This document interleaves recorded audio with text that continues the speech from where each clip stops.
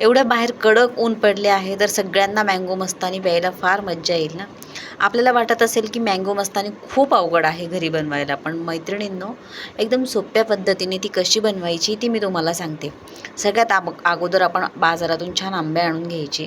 नंतर त्याच्या बारीक बारीक फोडी करून घ्यायच्या. सगळ्यांना वाटत असेल की मिक्सरमधून तर आंबा काढायचा आहे, तर एवढं बारीक बारीक फोडी एवढ्या कशासाठी करायच्या. तर अशा फोडी करण्यात पण एक वेगळी मज्जा असते आणि छान बारीक होतात आंब्याच्या फोडी, आणि काही काही फोडी तशाच राहतात, तर खूप छान लागतात. तर मिक्सरमध्ये या आंब्याच्या फोडी घालायच्या आणि नंतर 1 कप भरून दूध घालायचं आणि मिक्सर चालू बंद करून हे बारीक करून घ्यायचं आणि एका ग्लासात काढायचं. नंतर त्यावर आपलं आवडतं आईस्क्रीम घालायचं. मँगो आईस्क्रीम घातलं तरी चालेल आणि व्हॅनिला फ्लेवरचं घातलं तरी चालेल.